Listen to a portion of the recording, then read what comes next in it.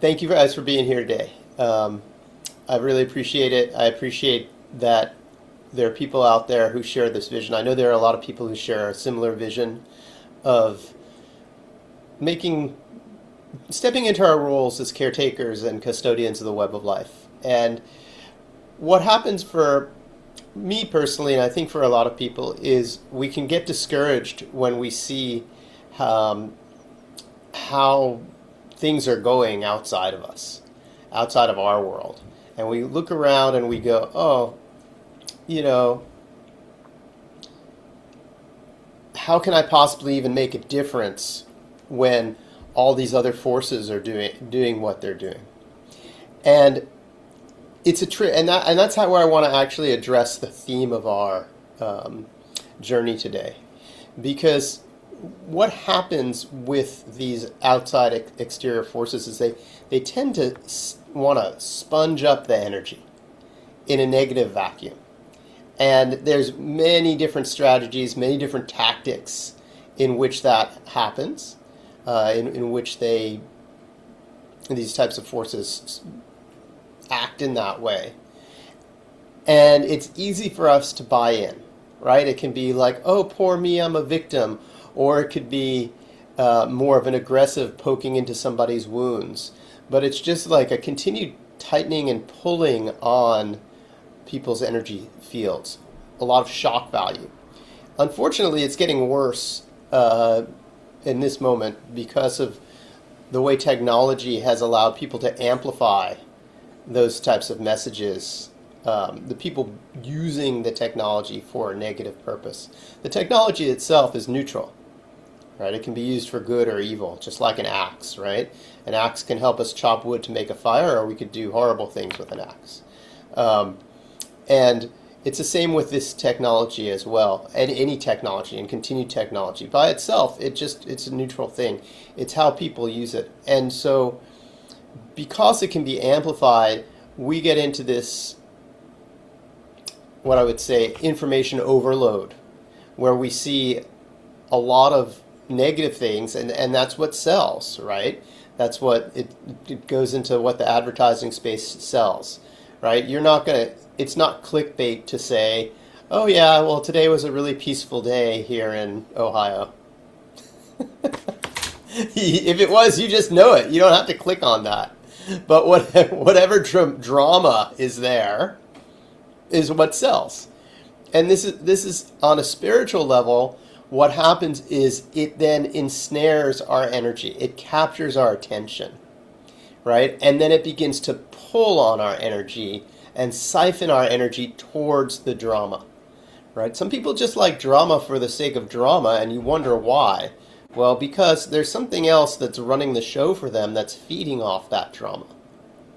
And that's, I know, Maria, we've talked about that quite a bit in the past. She's smiling, but and sorry for you guys who haven't had these conversations. You haven't been in classes with me yet, but we talk a lot about how to protect ourselves from that, so we can bring our brightness forward. We can bring our medicine forward in the world, and whether we bring our medicine forward as a shamanic practitioner, as a healer, or just what we do day to day that has nothing to do with healing work, it's still about bringing our medicine forward. You could be an artist, you could be a craftsman, you could be a school teacher. You have medicine to share, which is the healing that you bring to others, or even just as a parent, right? Like for me with my daughter, who's now almost 17 years old, right? But she's going, oh my God, that little kid. Yeah, you knew her when she was like a little thing. She's like a young lady now, getting ready to apply to colleges. And but just being a parent, there's medicine involved in being a parent and raising a child in a way that provides for their best future. And not just on the physical level, not just being a provider or being a nurturer as a mom or a dad would be. Getting food on the table, making sure they're comforted and all that emotional stuff, but also on the spiritual level, there's something we do for our children to help protect them in the world spiritually, to help them learn how to protect themselves in the world spiritually, right? And it's really cool to watch my daughter as she's grown, because a lot of things that adults struggle with, she's fine with. And she's had a pretty challenging upbringing in a lot of ways.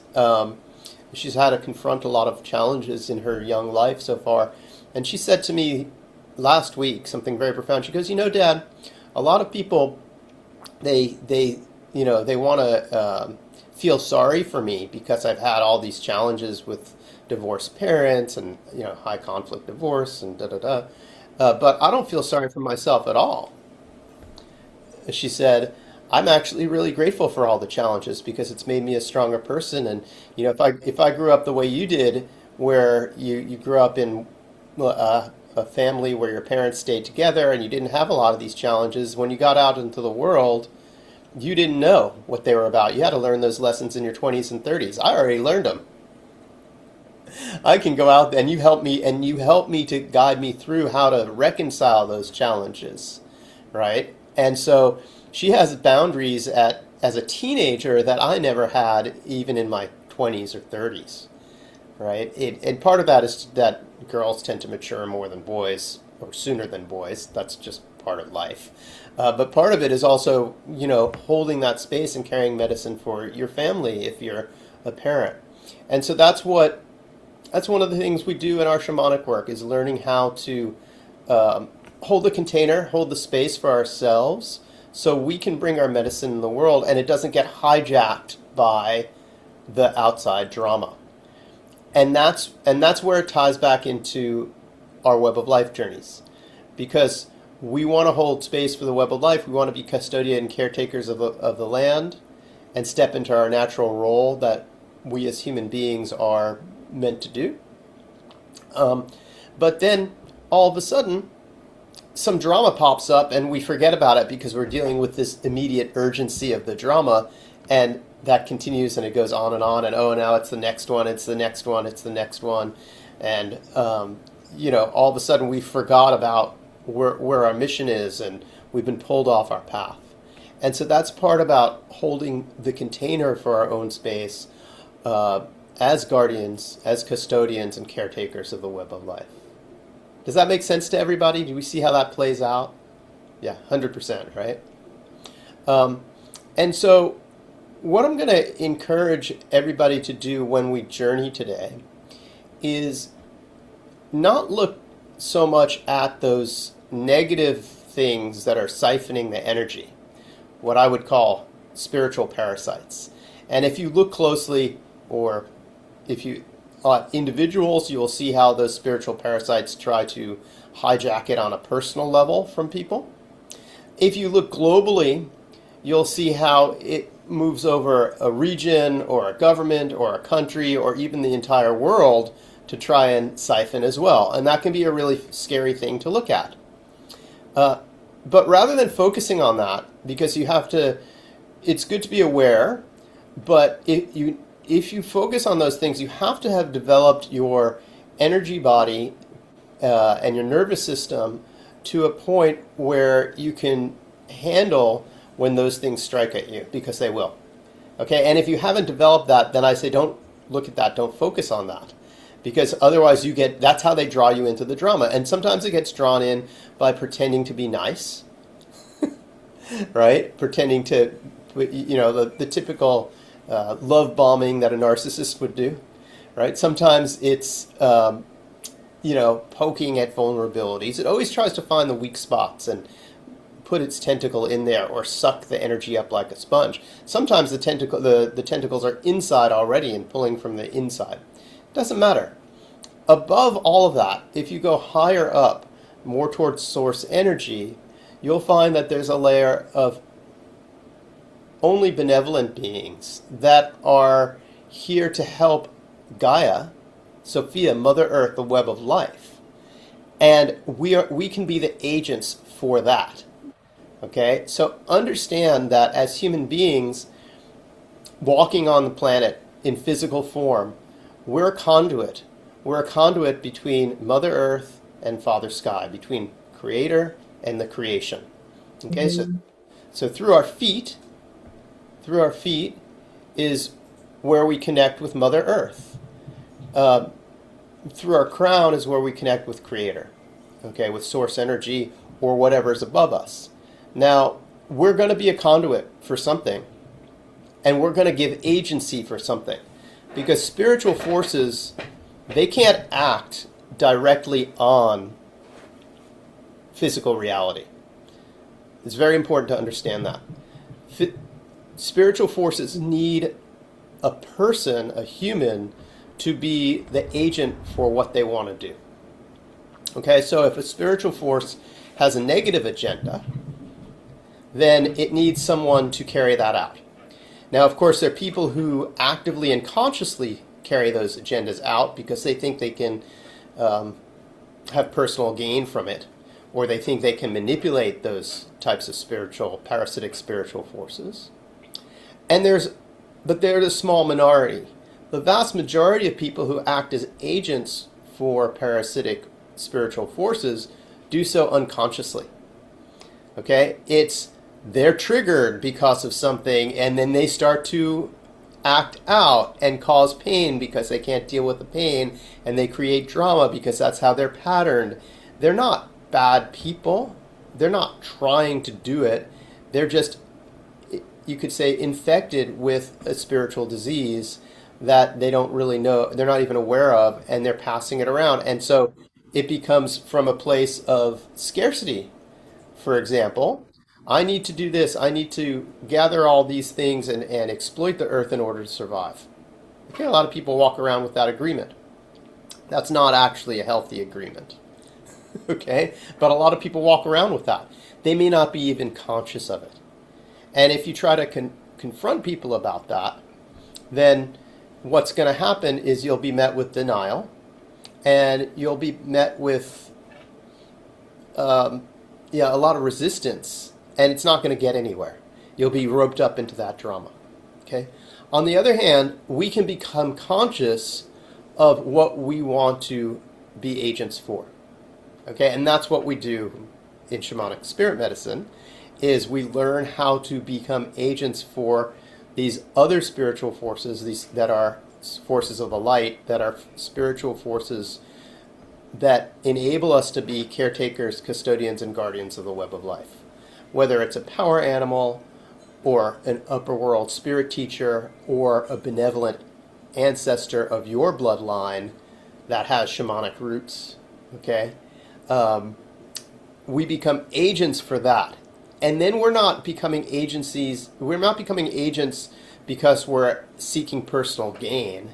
We're becoming agents because we're wanting to be custodians and caretakers of the web of life. We're carrying our medicine, and we're becoming agents for the overall caretaking of Gaia, of the web of life itself. And that's our job as humans. That's what we're supposed to do. Traditionally, almost all indigenous peoples and tribes, they would be nurturing the land for future generations. Thousands of years ago, there was some other messaging that came in around exploitation of the land. And then that has slowly spread all over the globe.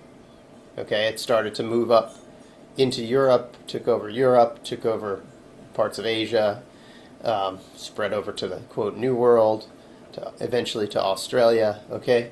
And it was a completely different way of being. And that's why not only was there like technological imbalances which allowed for the conquest of and colonization of a lot of lands, and as well as disease, there was also a spiritual disconnect where almost like PTSD or just total shock at looking at how these other people lived. Like, how can you ride a train and just slaughter buffalo? What are you going to eat? Right? Like, why would you just shoot buffalo out of a train? Why would you cut down food? Yeah, we war with other tribes, but we never kill the food supply because we all need it. Right? Just this idea of poisoning the earth for gold, for example. Like, that just is such a foreign concept to so many people 300, 400 years ago. Okay, it was just a foreign concept. They just couldn't understand, like, what are they doing? It wasn't even there. So compare that with people who just lived in we're caretaking the web of life for the future, and yeah, we do need to eat, but we give thanks for when we harvest. Okay, so this is where we're looking at how we step into that role, how we become agents, how we become caretakers of the web of life, and it starts with how clearing our own personal space and being very strong in our connection. So I'm going to encourage you guys in this journey to journey to the upper world and to journey as far up as you can towards source energy, to connect with this ring of protecting energy, protecting spirits, and ask, how can I be an agent for the web of, for the web of life, for Gaia? And what do I need to do to heal myself in order to carry this medicine forward in the world? Does that make sense to everybody? You pick a separate starting point for the upper world and the lower world. Sometimes it can be the same. And usually it's like a mountaintop or a tree, something with a view of the sky. And you journey upwards. You visualize yourself there, and then you move upwards, and then you keep going up, up, up until you pass through a very subtle barrier. To me, it feels almost like if you're diving under the water and then you come up and surface through the water, where you're going from higher pressure to a lower pressure. So that's more subtle because you're going up into the upper world. And then when you're up there, you ask to meet with your spirit teacher. And then ask your spirit teacher to escort you to these benevolent beings that are overseeing and who we can connect with to help strengthen ourselves as custodians and guardians of the web of life. Yeah? Okay. All right. So we're going to journey now. I'm going to step off the screen and drum. It'll be about 10 minutes of drumming, 10, 15 minutes of drumming, and then we'll come back and we'll share. Here we go.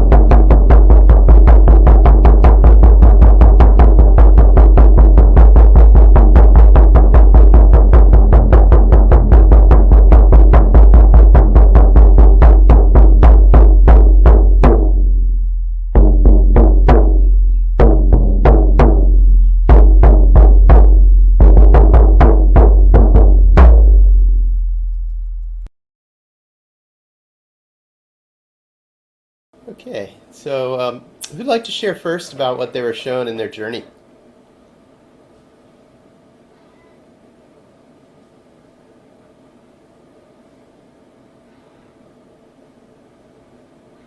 Go ahead, Vanessa. Yeah, hi. I didn't get a very complicated thing unfold. I was just taken really far out, just so far up into the cosmos. And it was like I needed to just keep on going out. I was aware of temples and other things, and I just kept on going beyond them all up to a very high place where. It was then about just looking down at the earth, and it was about holding a frequency and beaming. It's all about simply beaming and consistently holding that frequency, and that's really what it was. And that the feeling was, if I hold that frequency, there can be no other that frequency will be there. So it's if I hold it, it's undeniable, it will be there. So that's my job to do. If I hold that frequency, that's what I'm being asked to maintain. Yeah, and just feeling really positive and clear, and being out of all the complexities of the stories, and just in a very overview energy. Yeah. Yeah, 100%. And I think you can see how that also applies very much to our own personal boundaries, right? Yes. Like someone can create a drama and you don't have to buy in. You can hold your frequency, as you're calling it, Yeah. um, your vibration. And one of the important things to understand is that when there's a void, things can enter the void. So if we fill this is what we did when you were here and we were talking about in the energy body space, about we keep the space full, things can't enter. But if our space is empty, then that void, nature abhors a vacuum, something is going to enter it, and it's not always a good thing. No, not always a healthy or a positive thing.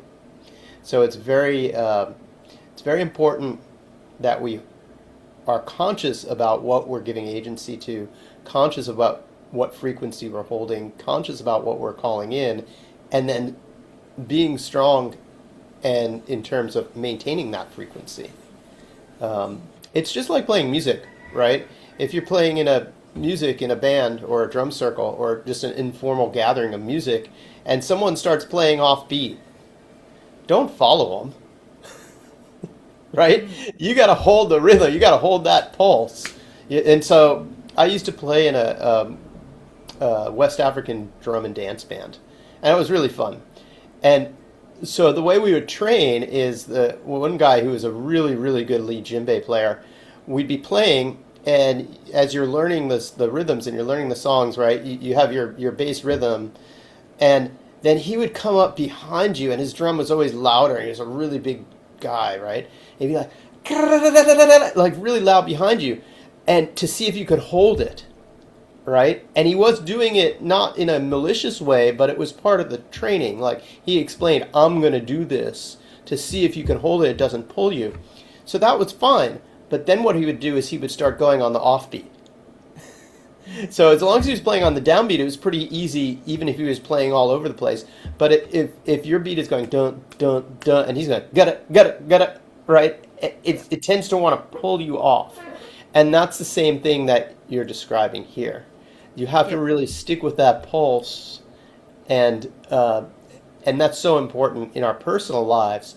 Before we can do anything outside of our personal sphere, we have to get that for ourselves. Because as soon as we start to act outside of our personal sphere, I guarantee you there's going to be a lot of pushing, pulling, dissonant frequencies, other opinions that are Yeah. going to Yeah. want to come in. And I know you've experienced that. We've talked about this. So, yeah. Yeah. I also just want to share briefly that during the week I've had a week ago I had this really huge journey where I was shown. like a caged, really decrepit bird in the darkness down deep. This is a lot about my health stuff, but to me, it's the same principle. And what I was shown was that while I was, this bird then transformed into some sort of parrot and then a cockatoo. And then I realized that as I was coming out of the darkness and then going through the jungle, it was like while I was existing in the jungle where there was all this competition and all these different energies, I was getting very affected by that and I was going under. But then what I realized was that as I kept rising in myself, I became like the eagle and then the condor, and that I belonged up in the higher realms where I could just see the overview. And that's where my clarity and strength is, not in the jungle. And I realized that I'm not made for the jungle. We have to learn how to be in the jungle, but my place that I need to remember is the same message as this journey today. Just stay in a clearer place where there's an overview, and that's more aligned and nourishes my energy system better and all of that stuff. So yeah, Oh yeah, 100%. Knowing you a little bit, Vanessa. yeah, Yes, 100% big picture view, and the big picture view is huge. It's a huge thing to bring to people in the world, yeah, to yeah, bring that clarity and that big picture overview. yeah, Um, that's huge, and that's the yeah, gift that you have. That's the medicine that you carry. So don't try to carry somebody else's medicine, yeah.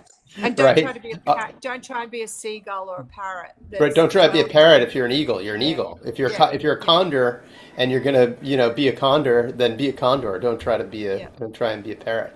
Absolutely, yeah, yeah. So it's or a been a minor bird. massive. Yeah, yeah. It's like a massive realization of why my life's been the way it has been. So yeah, thanks, Right. Scott. Yeah, you're welcome. So now you can go ahead and be who you are, and not Yeah, worry about the details. Some people are broad strokes people. Some people are details people, yeah, and both have their gifts in the world. Right? yeah. And so you see the big patterns. That's one of your gifts. I know that from, Mm. our interactions when you were here in class at the Kauai retreat. Yeah, And um, you have this overview, and then you get down in the weeds. When you left, or you shared an experience where you got down in the weeds a little bit into these yeah. nitty bitty protocol things that, like, that's so not you. No, no, It's so no. not you because it's just not who you are. Without any commentary on Yeah, who that might be for, or who was sharing that with you. yeah, Just in general, that's not your style. You need to have a lot of flexibility and freedom to yeah, express that, and I believe that's true for everybody. Actually, we need to have that flexibility and that freedom to be able to carry our medicine into the world.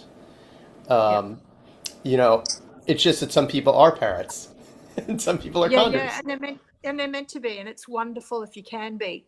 Right. Exactly. And they carry that medicine of tradition and the detail of this is how you do it, and the protocol and all that. And there's a beauty with that. It's just you just have to know who you are and Yeah, what your medicine is, what your path, what your kuleana is, what your path is moving forward. When yeah, you talk about that, I think about my daughter's Hawaiian language and studies teacher, and what she carries in her medicine, and she wouldn't call it medicine, right? She calls it her like cultural kuleana to hmm, keep the Hawaiian language alive and customs and traditions. Uh, that's who she is. That's her medicine. She sees the big picture, right, of how that moves forward culturally over time, and how you know things were outlawed here and the culture was almost completely broken and destroyed, and so she sees herself and her place within history, and she sees that her job is and she takes on every little thing. Oh, I'll do that, I'll do that, I'll do that. She's definitely a details person, right? yeah, Whereas some other people are different, and hmm, everybody, and there's a beauty in that. yeah, So embracing that, finding our place, finding our niche, finding our medicine, finding our role, and bringing that forward. That's what we're here for. mm. Thank you. Thank you, Vanessa. Hi, Kyle. How's it going? Are those the live Northern Lights behind you, or is that your screensaver? No, that's just some background. I thought it was fitting. Yeah, I was looking for some kind of just background because I'm in an Airbnb, and that just happened to be the most fitting one. perfect. So Kyle's joining Yes. us from Norway, and we just finished our journey. I don't know if you must be up late, my friend. Uh, Yeah. yeah. So anyway, we were just journeying to the upper world actually to look at the big picture of connecting with the energies that allow us to fulfill our roles as caretakers and custodians of the web of life. Mm, We went to that earlier, so just filling you in a little bit, and other people will share their journeys. Yeah, perfect. Thank you. thanks, thanks for chiming in. Um, Mm. who'd like to share next? Winifred, and then Maria. Can you hear me? Yeah. Okay. So mine, it was interesting. I was with like two previous guides that I have at different times. They have come to me when I've like done some Reiki work. And then when I asked to see my spirit teacher, I was suddenly just like flying with an eagle, like on the eagle. I More than anything, it was just a feeling of just like beauty and like possibility, just like openness and possibility. That was the main thing that came and I felt. Yeah, that's wonderful, right? Because we can feel constrained, Hmm. as if there's no path forward, Yeah, and then you see the big picture, and you're like, okay, there's a lot more yeah, a lot more options than I'm aware of. yeah, Yeah. Thank you for sharing that, yeah. Maria. Okay, so my journey was very interesting. Can The you turn your volume up a little bit? I can't Oh, really hear you. can you hear? Wait, can you hear me now? A little bit. Weird. Hold on. I don't know what's wrong with the audio. Okay. Well, we can hear you a little bit. Just speak louder. Is that make any difference? Yes, that makes a difference. Okay, somehow it connected to my phone. Aha. That Okay. shouldn't be happening, but you can hear me okay now. Yep. Your phone hijacked it. Okay. Yes. So interesting, even the concept of hijacking, because on the kind of ascension point, it may have been because of the topic today, the focus, the intentionality around like spiritual interference. But I felt often when I feel as though I'm communing with the upper world, it feels very light and easeful. But on the sort of sensation of ascent, I felt the gravity in a way that it felt like a collective pressure of that interference that is present for a lot of people. And so it wasn't necessarily an easeful, instantaneous ascent for me. Um, it was sort of trepidatious, and then once I really felt as though that shift, your description of sort of like being underwater and coming up for air, that's definitely how it feels for me a lot too. So once I felt that, um I was greeted by what felt initially as my grandmother, my yaya Mary, and then sort of she made way for Mother Mary, and Mother Mary I feel comes to me often and in really like important times. She's also shared with me to call her White Light Woman because she appears very white and exuberant, and so when we connected, there were some pretty specific messages. One was she kept saying, invite the light. Like in line at the grocery store, invite the light. Standing at the bar, waiting for your drink, invite the light.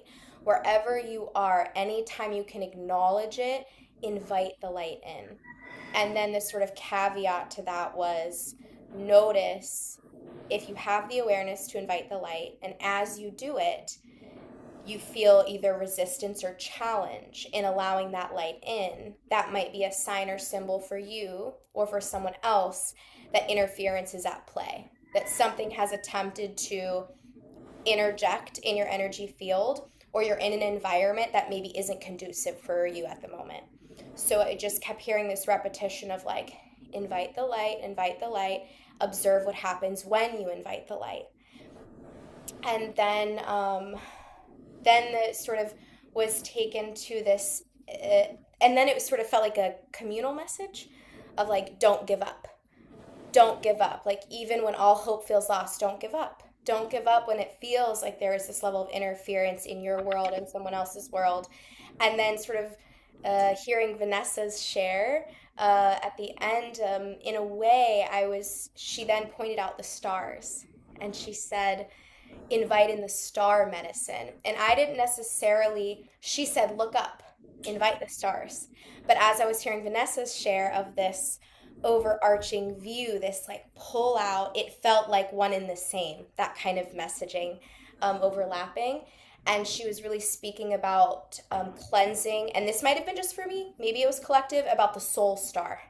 She was like, the soul star energy. Commune with that. The stars will teach you now. The star medicine is wanting to land on earth. So invite the light and commune with the stars, and it will be very helpful for you now and for us now. Um, and then she handed me a bluefin tuna. I know this is kind of long. And then she handed me a bluefin tuna, which is interesting because I'm fasting for Lent and I usually eat quite a lot of fish, and I'm not eating any animal products right now. And I don't know that I've ever been like gifted a fish. And she like handed me this huge bluefin tuna, which I'm Greek, and in ancient Greece, that's actually on really old coins as like a form of royalty, money, nourishment. So that's something for me to sit with and to further journey with. But the very end, she was like, boop, here's a tuna. And then I like opened my eyes. So you're like, should I go eat tuna, or is this some other message? Yeah. Thank you. Yeah, right, right. Thanks for sharing that, Maria. Of course. And yeah, it's true. You know, there is a lot of resistance out there in the world, and this is what it is. It's about bringing in the light, holding the frequency or the vibration, holding our space. I like to call it holding my sacred space, right? Protecting my sacred space, protecting my container. Okay, we all have a container, and when that gets penetrated against our will, or sometimes it gets penetrated with our unconscious consent, is more like it, right? It happens with our unconscious consent. And then we have to learn how to reestablish our boundaries. And it's only when we can reestablish our boundaries that we can hold the vibration, right? They go hand in hand. Holding the vibration is what allows us to reestablish our boundaries, and reestablishing our boundaries is what allows us to hold the vibration. Because if I'm not aware that my boundaries are being infringed on, how can I even hold my vibration? If I just buy into the drama, oh my God, that's so shocking, dot, dot, dot, right? All of a sudden, even if I said to myself, hey, no, today I'm not going to get involved in that stuff, but then something pops up and, right? And as you know, and Kyle and Vanessa knows, you've taken the classes with me, people will react differently when you start to set new boundaries. Um, Especially Maria and Kyle, who have gone through many levels of the training. Excuse me. You've got to witness how over time, when you reestablish your boundaries with people, or different boundaries with people, they can get upset. And it's almost like, what do you mean? I've always been able to feed here. What do you mean I can't do that anymore? Okay? And that's that's the part that when you're feeling that resistance, that's a signal of, oh, hey, I'm going to bring in the light, and this is what it is. And it's amazing what happens. Things just happen that you won't imagine. You couldn't imagine them happening, right? It's just like, oh, okay, yeah. It's the whole situation changes, and then we're able to step into a leadership role, right? We have to be able to hold our own container before we can hold the container for other people, right? You cannot try to hold the container for someone else as a healer or as a teacher until you can hold your own container.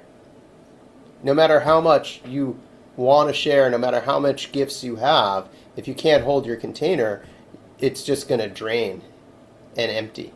And that's the part that a lot of people don't see when they first start out, right? And that's why a lot of times we go and maybe you see a practitioner in any art, but especially in shamanism. And at least for me, for years and years, even before I was teaching, even before I was doing healing work professionally, I'd go into a session, like a massage session, and I'd be like, oh my God, I'm holding space for the therapist right now. That's not a great feeling. I'm like, I'm here to, the exchange is supposed to be the other way. If I'm on the table, if I'm the one, if they're on the table, then I'm supposed to be holding the space, right? So that's the thing that unfortunately happens is a lot of times people go out there with really good intention to help, but they don't know how to hold their own container. And that's similar to what we're talking about on the bigger picture of holding the container of the web of life. Okay? That makes sense to everybody? Yeah. Thanks. Jared, would you like to share? I got cut off or disconnected right before you gave instructions. And so I've been on a journey for a while now, just getting in touch with my spirit and kind of feeling the energy around me from others and learning more about it. So I didn't follow your instructions on that, but kind of something that I've learned is, yes, if I leave an opening, if I'm thinking about the wrong things, it's inviting that energy into my space. Yep.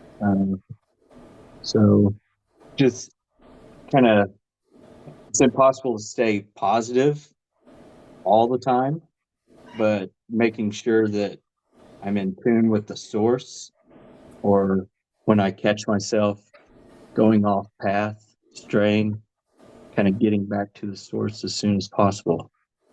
Yeah. Beautiful. Thank you for sharing that. And it's very important. And we don't always have to be positive, but because in the end it's neutral, right? The energy is actually neutral. So there's a neutrality that is there. So it doesn't have to be positive. Positive can, by saying I'm going to be positive, it can actually bond us to the negative through the polarity of it. And a lot of times it's about, what do you want to have rapport with? And what I mean by rapport is, what do I resonate with? So when you talk about checking your own thoughts and what you're thinking or what you're calling in, that's a big part. That's a big part of.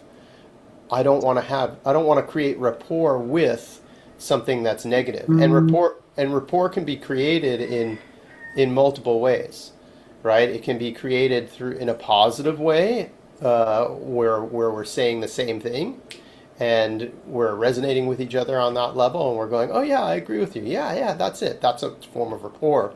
But there's also a negative rapport, like a negative bonding, where it's opposition. Okay, and that's what we talked about earlier, where things tend to come in with shock value to create reactions, and then that also creates a rapport and pulls off the energy. Does that all make sense? Yeah. Okay. Hi, Doreen. Nice to see you. Yeah, we already did our journey. We're just kind of at the end. I think you may have gotten the time difference. Guessed it. Yeah. Coming from Texas, I forgot how many hours. So my apologies. I am so grateful you're doing this though every month. I'm up there on time next time. Thank you. Yeah, well, it will be a different time for you next month, because I think we're going to daylight savings time. So, all right. Kyle. So yeah, I also obviously missed the journey, but you and I have spoken on a couple different occasions, and if it's okay, I just wanted to share kind of what those came to, because they were regarding the topic that you're discussing. Yeah. So I had done a journey about 2.5, 3 months ago. And it was basically, I had felt a bifurcation in frequency. It was just like a global shift. And I felt one going up and one going down. And I felt like my role was to serve the earth and solely the earth. It was, so it's, you saw that when we had the discussion where I felt like I was dedicated to that pathway, and I was completely pushing off everything that I've been doing with my craniosacral and all these other studies I've been doing. That was going to be my soul path. But the journey that I did prior to the blood moon, right before we had our discussion, was that part of my role in healing the web of life is the union of opposites. It's being part of that alchemy and bringing those two bands that bifurcated back together. So yeah, that's pretty much all I have to share. It's there was obviously a lot more imagery and symbolism and storytelling involved in that, but yeah, it's more than just serving the earth, and like it's everything encapsulated within it. Yeah. Thank you, Kyle. Thanks for sharing that. Yeah. That's a good segue to what I was shown in my journey. So, of course, and this is a great lesson in and of itself, to always be present with how you're guided in journeys, rather than to go in thinking you're going to know what's going to happen. So, of course, I'm telling everybody we're going to go to the upper world, we're going to go up. So I start my drumming, and I start to go up, and I get grabbed, and I get sent down into the earth. Classic, right? They're like, oh no, you're not going up there. You need to be inside the earth. And so I go into the center of the earth, and I'm taken into the absolute center of the earth. And I was shown that the earth is a little tired. And what we were talking about in parasitic forces, taking agency through humans, actually what's happening, I was shown on that level, is that they're using humans to pull the energy out of the earth. And the earth's normal function is to give energy up into not just humans, but all of the web of life that's on the surface to nourish. And in exchange, then, our job as custodian and caretakers is to bring it back. So it becomes like a circuit, like a battery. Okay? And I was shown is that this pole in the center of the earth was getting depleted. And so I was then I was allowed to go up and to reconnect it to more strongly with not just with universal source energy and to these guardian spirits that are very high up. And then the earth began to glow again on the inside in a very strong, like orange pulsing, it like got rejuvenated. And then in that rejuvenating moment, all the energy started to come back up to the people who are on the path as we are here of bringing healing and caretaking back to the web of life, who want to walk in right relationship, who are not being exploitative. And so it's a circuit it's like a battery. It allows the earth will nourish us so that we can then give back, and it becomes a sustaining positive cycle rather than a parasitic cycle. And so that was the core of my journey. And it was just, I thought it was so funny that I was drawn into the center of the earth instead of going up like everyone else. But it was interesting. It was interesting to see how that is, and how that's a way that we can measure what's going on as we observe around in our environment. Oh, okay, is there a circuit? Is it reciprocal, or is it not reciprocal? And that's how we can move forward, and then to continue to draw that energy up through our feet, and this upward current that has to be there. Okay, but the upward current can't sustain itself unless there's that natural receiving of source energy onto the planet that in balance, right? And right now what's happening is too much is being pulled out and it's getting depleted. It's like the savings account is being drained. Okay, so the reservoir was replenished and now it can function again. But that's something that's going to have to be kind of continually renewed. And that's our job. That's our job as caretakers of the web of life. And I was shown that that energy in the middle is the consciousness that's been called Gaia or Sophia. Okay? And that is what the web of life is, a manifestation of that consciousness on the surface of it. But the consciousness is actually deep within the center of the earth. It's accessible through, everything that walks on the earth or sits on the earth, whether it's a tree or a rock or an animal or a bird or whatever. It's accessible throughout the entire web on the surface, but the consciousness itself is actually deeper within. Anyway, that's what I was shown. And thank you, everybody, for being here today and joining us for the Web of Life Journey Circle. Please join us next month. Please reach out by email with any questions. If you're interested in doing further study with me, feel free to reach out. Happy to answer questions at any time. And I really appreciate your presence here.